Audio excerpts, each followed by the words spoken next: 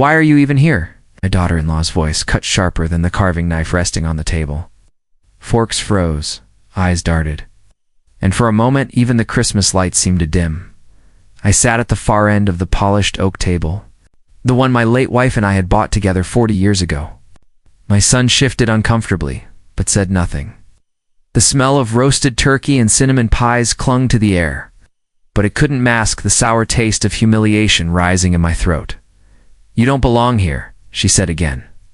Louder this time, her red lipstick curling into something cruel.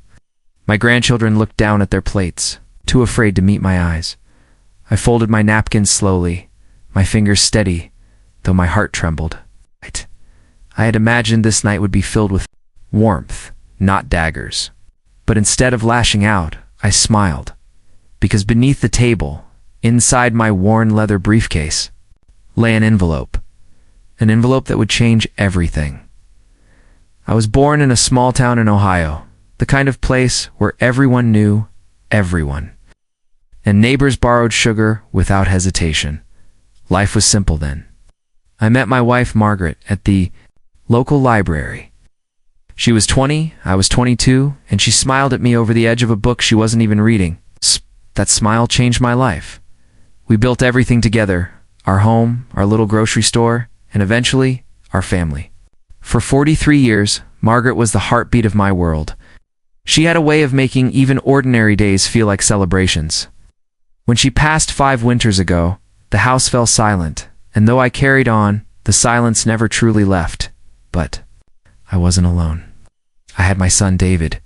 He was our only child, the apple of Margaret's eye, and I had always believed he inherited her kindness. As a boy, he would trail me through the aisles of the store, eager to help stock shelves or count pennies in the register. He had dreams, big ones, and Margaret used to whisper, "He'll go farther than both of us combined," and in many ways he did. David went to college, something I never had the chance to do. He studied business, graduated with honors, and landed a job in a large firm in Chicago. I was proud beyond words. Every graduation picture, every award, I kept neatly in albums, the pages worn from too many flips. When David married Lauren, I welcomed her with open arms. Margaret was still with us then, and she treated Lauren like the daughter she never had. At first, Lauren seemed warm. She'd bring flowers, help Margaret in the kitchen, laugh with David like they were still dating. But as the years rolled by, her warmth cooled. Started with small things. A sigh when I asked about the grandchildren. An eye roll when I told an old story. I told myself I was imagining it. That maybe I was too sensitive after Margaret's passing. But the distance grew sharper. Invitations to dinners became fewer. Phone calls felt rushed. And when I showed up, unannounced once, Lauren's tight smile told me everything. My presence was an inconvenience. It's not a joy. Still, I endured. For the sake of David, for the sake of my grandchildren, Lily and James, they were my light. Lily, 12 now, loves to draw her notebooks filled with castles and fairy queens. James, only 8, has my stubborn streak.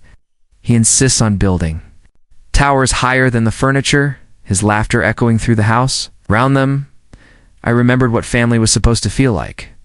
But over the last 2 years, I began to sense something was shifting. David, once quick to call or visit, grew distant. Our conversations, once filled with stories and laughter, dwindled to polite updates. Whenever I asked about seeing the children, there was always an excuse: soccer practice, homework, birthday, parties with friends. Last Christmas, I gave each of the children a small envelope. Inside, I had tucked away savings bonds, modest but meaningful, with notes written in my own shaky handwriting. "For your future," I told them. Lily hugged me tight, whispering thank you, while James waved the paper like a treasure. But Lauren's eyes? Cold. She whispered something to David and he nodded, avoiding my gaze. I carried on with dignity, though each subtle dismissal cut deeper than I admitted. After all, I'm not a man who wears his wounds openly. Then came Margaret's will. She had been careful, meticulous, and though the grocery store had been sold years earlier, the house remained. Our home. The place where we raised David, where laughter once spilled into the kitchen. Margaret's wish was clear. The home was to remain in the family, passed down, but never sold. She trusted me to carry that wish forward. I honored it. It kept the house, even though it was too large for one man. I mowed the lawn, kept the rooms dusted, decorated for Christmas each year, as if she were still alive. And when David visited, I'd remind him, "One day, this will be yours. Your children will grow here." He always nodded, though his eyes seemed elsewhere. Last spring, something shifted again.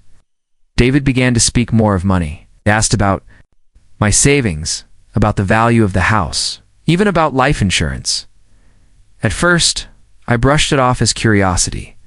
But one evening, after dinner, I overheard Lauren say, "If he'd just sell the place, we'd finally have what we deserve." Her words chilled me. What they deserve. I pretended not to hear, but that night, I pulled out Margaret's will again. I read it carefully, every line underlined by her steady hand, and I decided her wish would not be broken, not by greed, not by anyone. So when Christmas approached this year, I invited them all to the house, cooked Margaret's recipes, the honey-glazed ham, the cranberry sauce, the ginger cookies shaped like stars.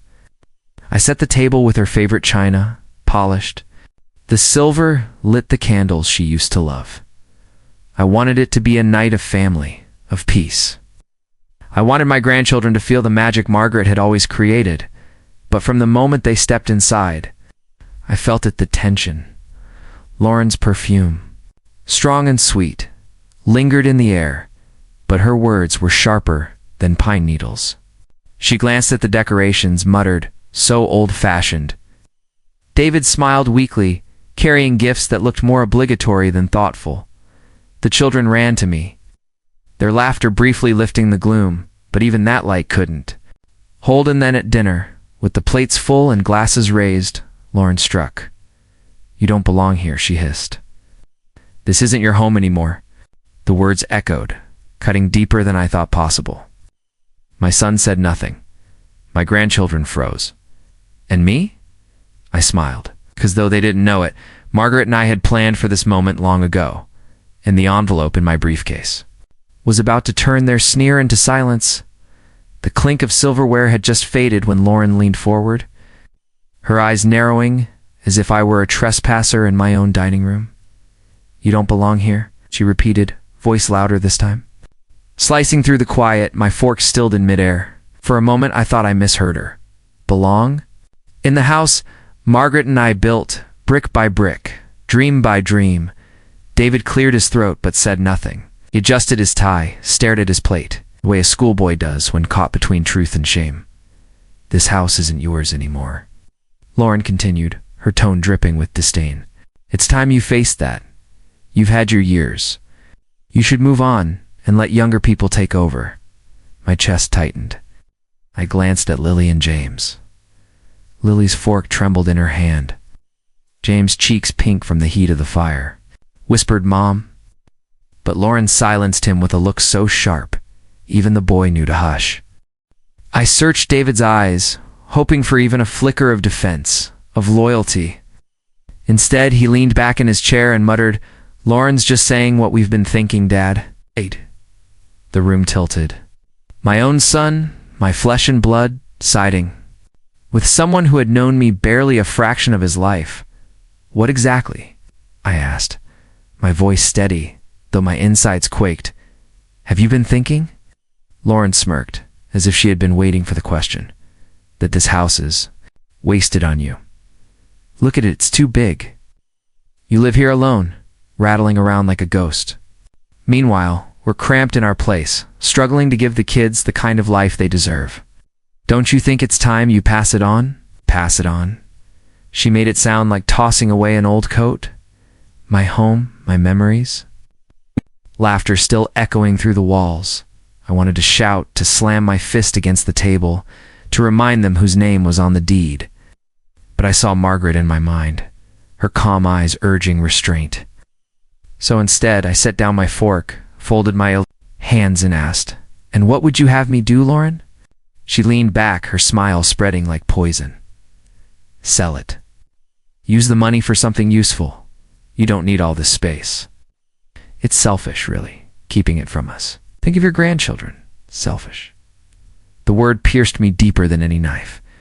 I had lived my entire life for David, for them. Every extra shift at the store, every dollar saved, every holiday tradition kept alive after Margaret passed, I did it for family. And here I was, being painted as selfish. My son finally looked at me then, his face firm, almost rehearsed. Dad, we've talked about this. We're not asking you to leave with nothing. We'll take care of you. But it's time to stop clinging to the past. As if my love for Margaret, my memories, my very life's foundation, was nothing more than old wallpaper to be stripped away. I looked at him, my boy who once begged me to teach him how to ride a bike, who once cried in my arms when he scraped, his knee, who once whispered, "Don't leave me, Dad," on his first day of school. And now he sat across from me, siding with a woman who had turned my Christmas table into a courtroom. With me as the defendant, I noticed then that Lauren's hand rested on his, fingers curled possessively.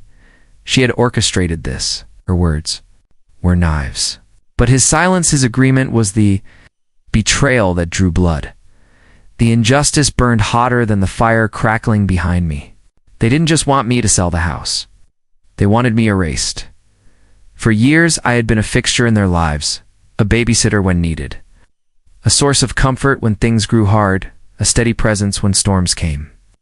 And now I was nothing but an obstacle. The rest of dinner blurred. The turkey grew cold. The cranberry sauce congealed. I barely tasted a thing. Every laugh Lauren forced, every nod David gave, every silence from the children, it all pressed down like a weight on my chest. Finally, Lauren raised her glass, her eyes glittering. "To new beginnings," she said. David clinked his glass. "Against hers," Lee and James hesitated, their small hands trembling. But they followed their parents' lead. I lifted mine too, though my smile hit a storm, because in that moment, I saw it all clearly. They had underestimated me. They believed I was too old, too fragile, too sentimental to stand in their way. But Margaret had prepared me for this. Long ago, she had whispered as she signed the papers, "Promise me, if they ever forget who we are, you'll remind them." And I intended to.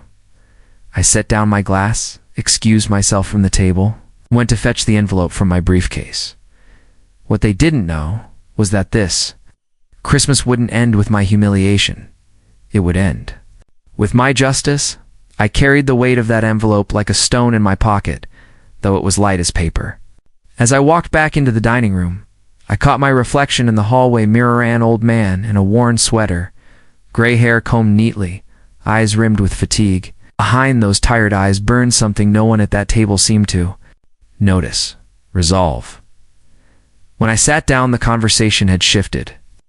Lauren was already speaking about renovations she would make.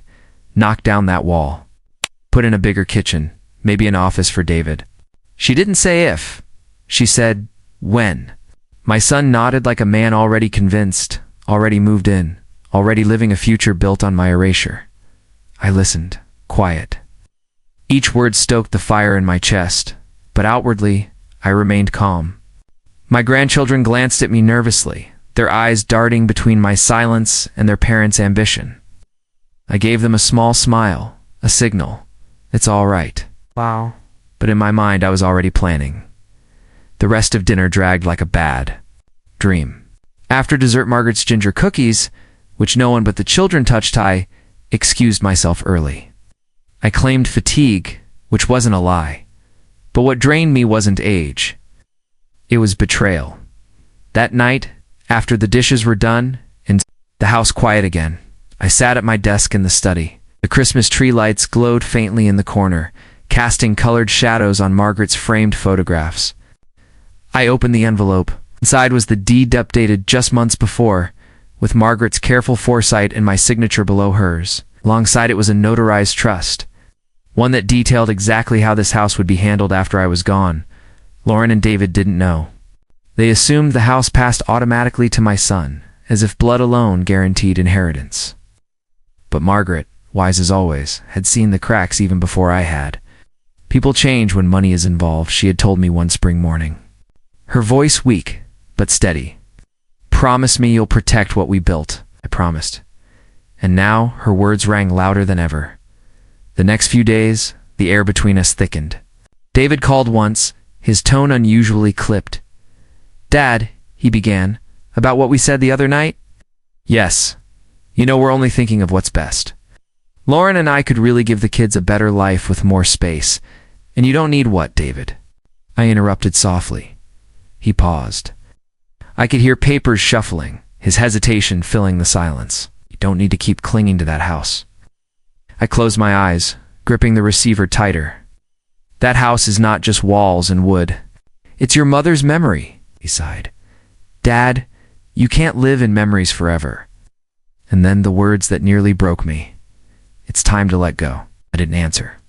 Instead, I let the silence hang until he cleared his throat and muttered, "We'll talk later," before hanging up. The following week, Lauren appeared at my door unannounced. Her perfume hit before her voice did, cloying and sharp, I thought. "I'd check in," she said, stepping inside, without waiting for an invitation. Her heels clicked against Margaret's polished hardwood floors. Step a violation. She walked through the living room as though inspecting it, running her manicured fingers along the mantel where Margaret's photograph stood. "This place really does need updating," she said casually. "But don't worry, we'll handle everything once it's in our name." I stood in the doorway, my jaw tight. "It's not in your name," I said evenly. She turned, her smile widening. "Not yet." The audacity made my hands tremble. But instead of exploding, I drew in a breath, steady and deep. Margaret's voice again. "Patience, love. Patience wins wars that anger never could." That night, I began preparing. I called an old friend, Mark, a lawyer I had known since high school.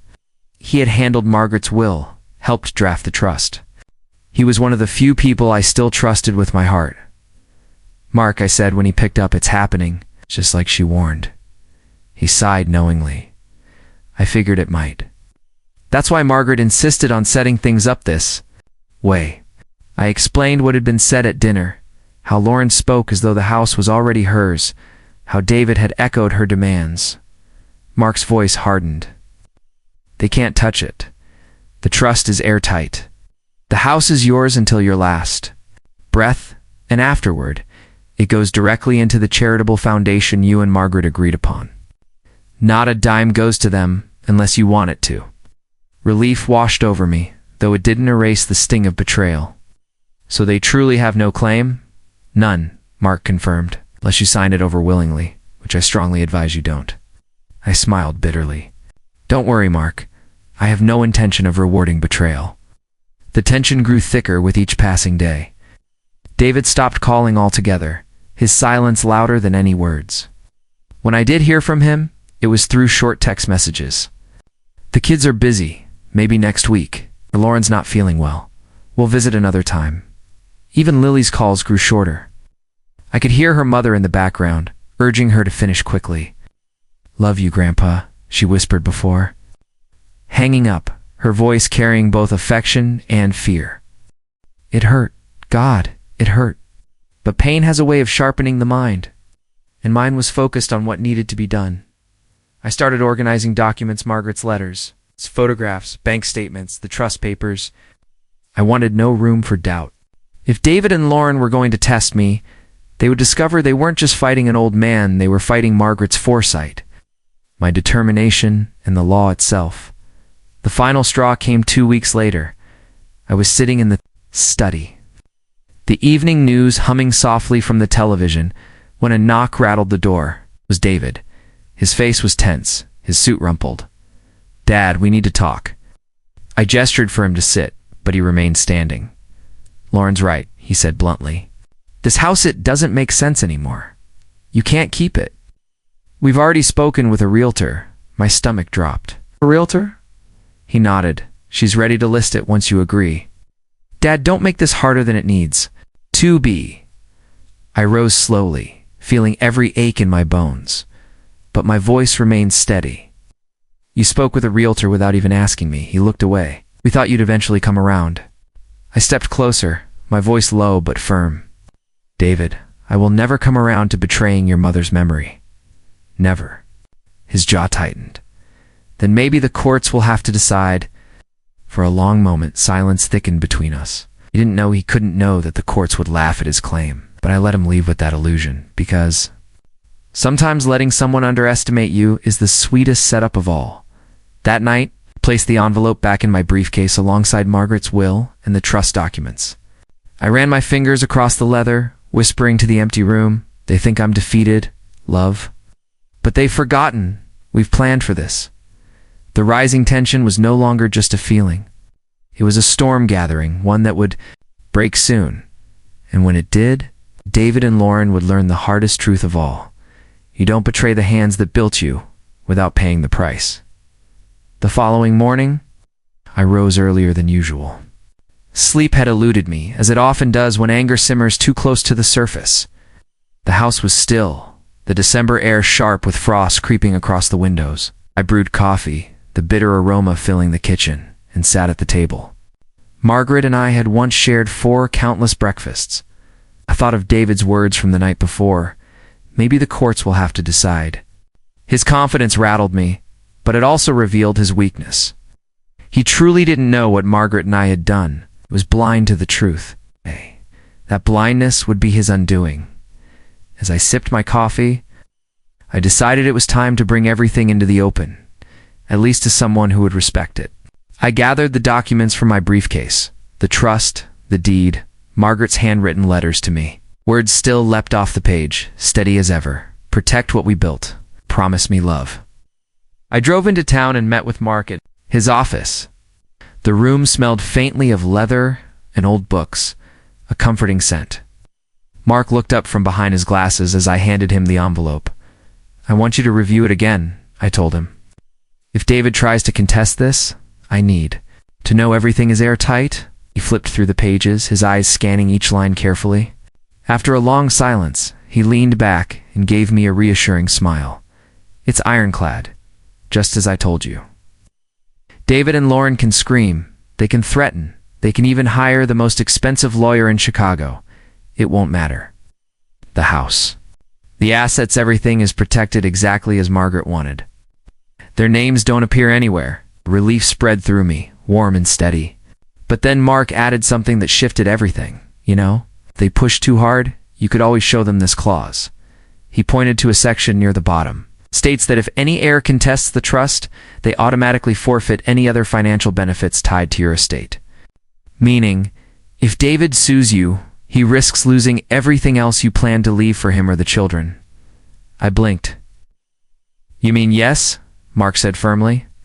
"If he challenges you, he walks away empty-handed." That was Margaret's idea, you remember? She wanted to make sure the foundation wasn't drained by greedy hands. I sat back in the chair, my breath catching. Margaret always thinking ahead. She had built a safeguard, not just of love, but of strategy. And now, that strategy was my victory. That afternoon, I visited the grocery store where I had spent most of my working life. Not to shop, but to remind myself of the years I sacrificed to build everything my family now took for granted. The aisles still smelled faintly of spices and flour, though the shelves were different. The owner's younger, an old clerk, Mrs. Kelly, spotted me and waved. "Well, if it isn't Mr. Thompson," she said warmly. "We miss seeing you here every day," I smiled. "I miss it too." She leaned in. "And how's that son of yours? Still climbing ladders?" For a moment I hesitated. The words on my tongue were bitter, but I swallowed them down. "He's busy."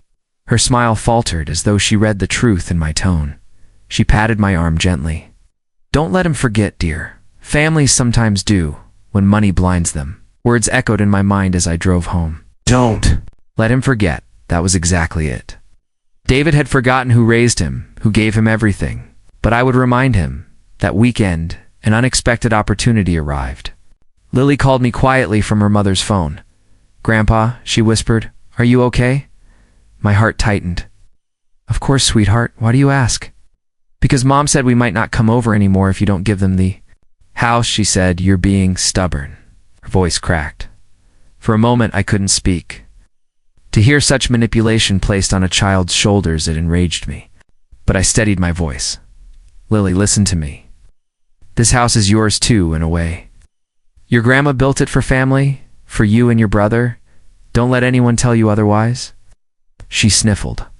I drew a picture of it at school. My teacher said it looks like a castle. I smiled despite the ache in my chest. It is a castle, Lily, and you're the princess who belongs in it. After we hung up, I knew what I had to do. The turning point wasn't just the legal clause. It was the grandchildren, the innocents being twisted by greed. I couldn't allow them to grow up thinking betrayal was the way to get ahead. The next day, I invited David and Lauren back for dinner. They seemed surprised, but accepted. Perhaps they thought I had come to my senses. When they arrived, Lauren's eyes darted around as though assessing what would soon be hers. David looked tense, but hopeful. I served them Margaret's pot roast, the one she used to say could mend any broken bridge. Halfway through the meal, I set down my fork and said evenly, I've been reviewing things with my lawyer. If you continue pushing to sell this house, you risk more than you realize. Lauren laughed sharply. Can't scare us with paperwork. Old man. I turned to David, ignoring her. You remember your mother's fairness, don't you? She wrote it into the trust.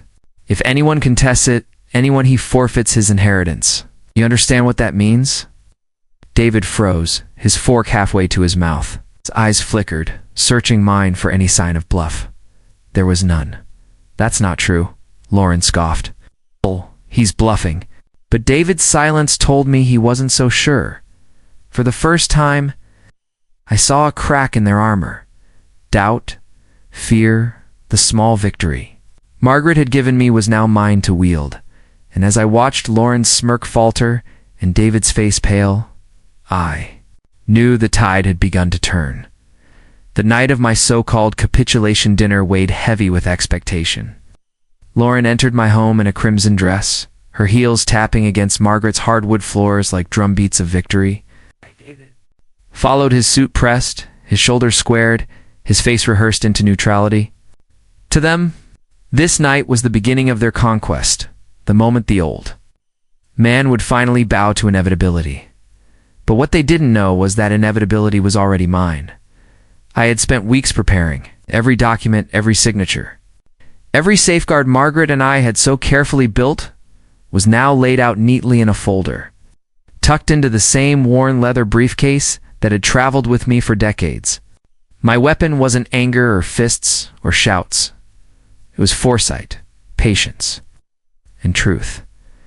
I served dinner quietly, listening as Lauren spoke over me. We've spoken to a contractor, she said, her tone bright and commanding. Once this place is in our name, we'll knock down those outdated walls, open up the living room, maybe even add a second floor. David nodded, but avoided my eyes. The children sat quietly, picking at their food, their laughter muted under the weight of tension. I chewed slowly, my heart calm in a way it hadn't been in weeks. I was no longer reacting, I was orchestrating. When the plates were cleared and silence lingered, I rose from my chair, my knees cracked, betraying age, but my voice was steady. There's something I'd like to share with you, I said, walking to the study. I returned with the briefcase, set it on the table, and opened it. The sound of the latches clicking echoed like thunder in the quiet room. Lauren's eyes narrowed. What's this? I pulled out the deed, the trust papers, the letters Margaret had left. I spread them across the table like cards in a game only I knew how to play. This, I said softly, is the truth. The truth Margaret and I built. Together, the truth you thought I was too weak to hold. David leaned forward, frowning. Lauren crossed her arms, her smirk wavering. This house, I continued, tapping the deed, does not belong to you. It never will. Margaret and I placed it in a trust years ago. Trust that protects it from greed, from betrayal, from anyone who would treat it like a pawn instead of a home. Lauren laughed, too loudly, too quickly. You're bluffing. That paper doesn't mean anything. But David's face paled as his eyes scanned the words. He knew. Deep down he knew. And here I said, pointing to the clause Mark had highlighted, something you should pay close attention to.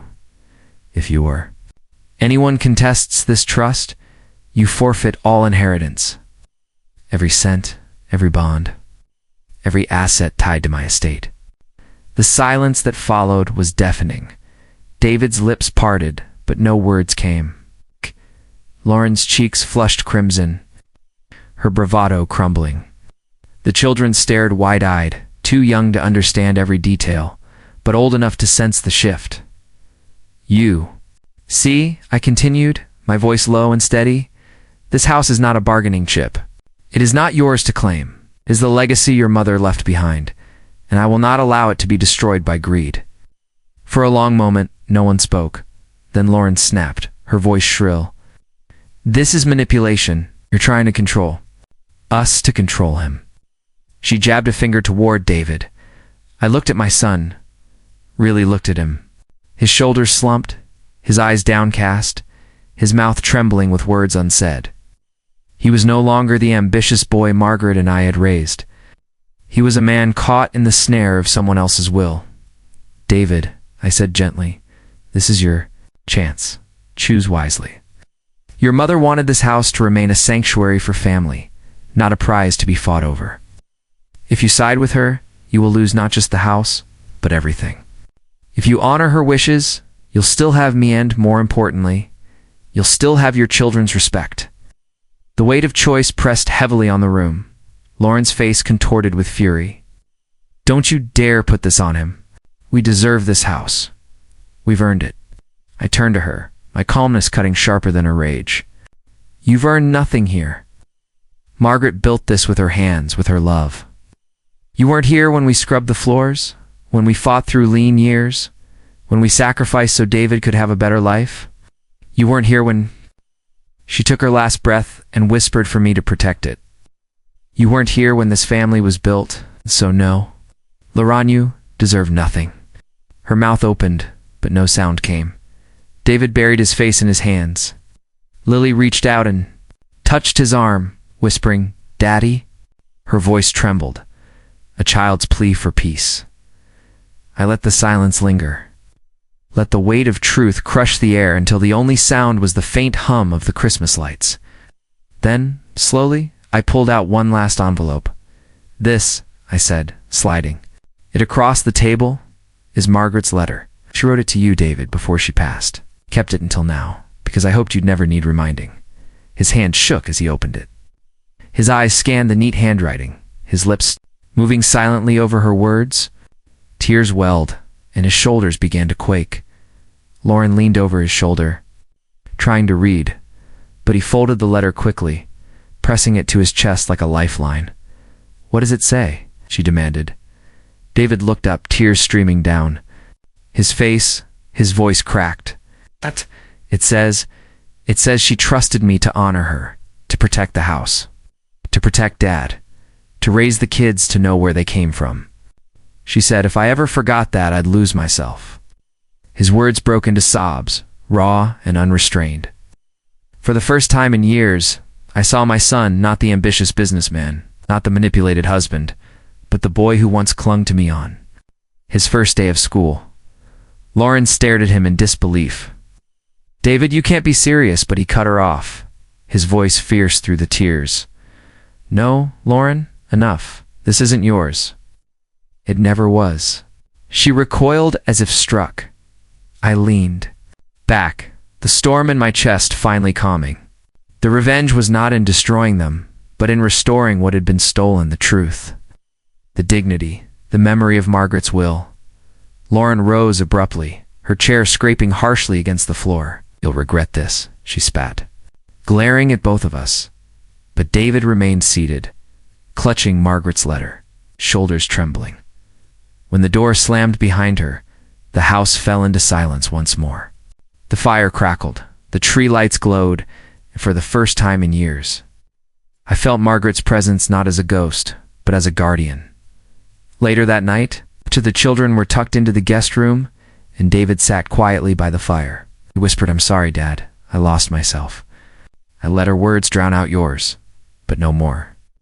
I placed a hand on his shoulder. "It's not too late. Remember who you are. Remember who your mother raised you to be." Dee nodded, tears streaking his face, and for the first time, I believed he would. The revenge had been delivered, not through fury, but through the slow, crushing weight of truth. The shocking payoff was not Lauren's humiliation alone. It was my son's awakening. My grandchildren's innocence protected. Margaret's legacy preserved, justice had been done. And as I looked at the Christmas tree glowing in the corner, I whispered softly to the empty air, "Merry Christmas, love." What? We did it. The house was quiet again after Lauren's angry exit, but it was not the suffocating silence of before. No, this silence felt different. It was the hush after a storm, when the air smells cleaner, when the earth feels steadier beneath your feet. I sat by the fire, my hands folded in my lap, watching the embers glow. David sat across from me, Margaret's letter still clenched in his hand. His face was pale, his eyes swollen from tears, but something had shifted in him. His shoulders were no longer braced in defiance. They sagged under the weight of truth, of guilt, and maybe, finally, of clarity. "Dad," he whispered after a long stretch of silence, "I don't know how to undo what I've done." I looked at him, my heart aching and tender all at once. "You start by remembering who you are and who your mother was. You start by choosing honor over greed. It's never too late to turn back." His eyes brimmed again, and he nodded slowly.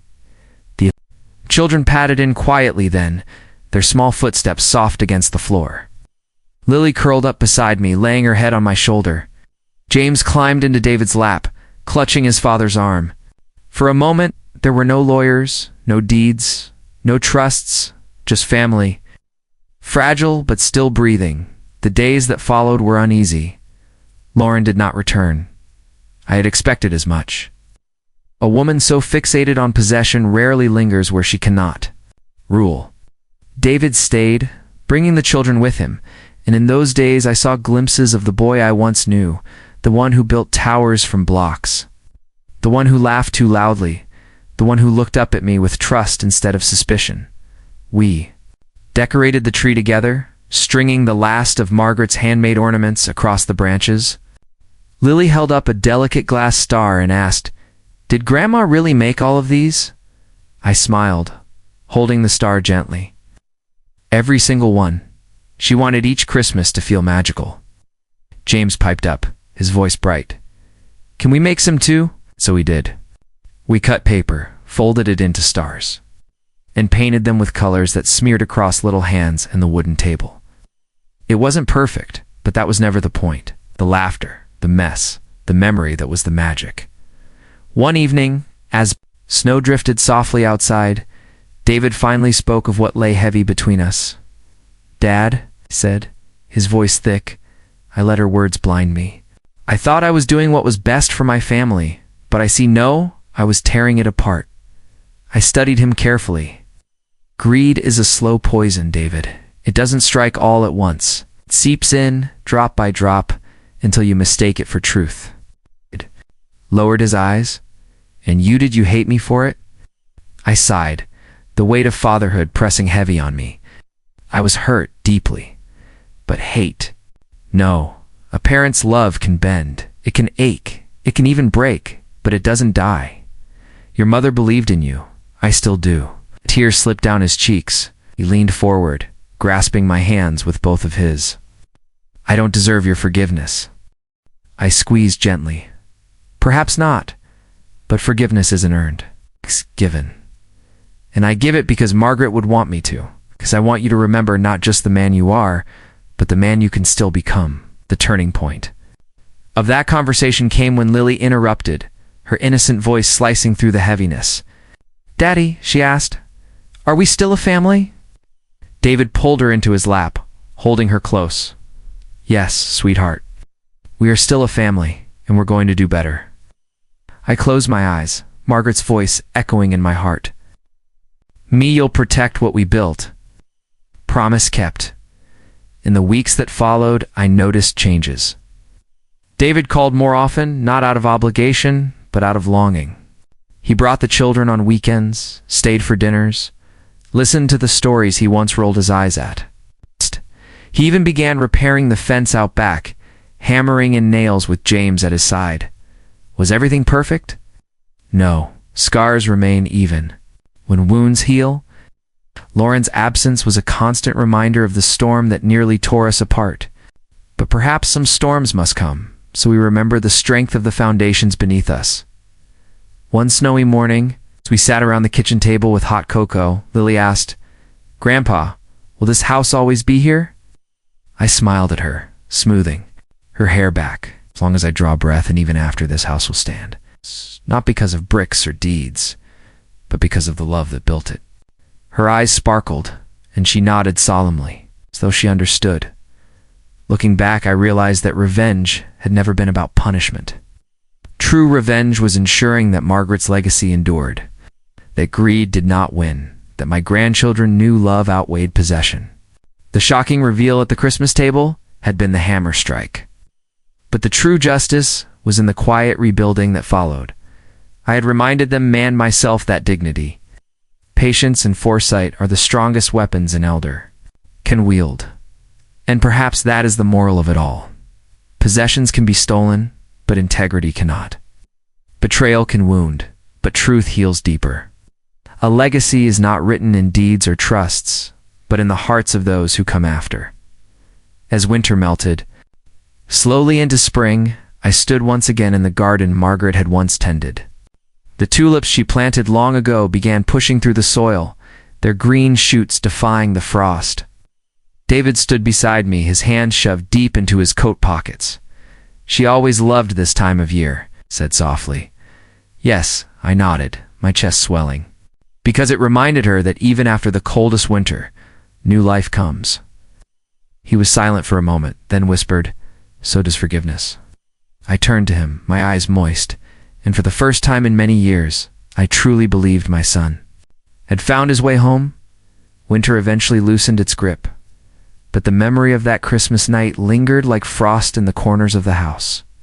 The storm had passed, yes, but its lessons clung to me, sharp and clear. I often found myself in Margaret's old chair by the window, the one where she used to sit with her knitting, humming softly to herself.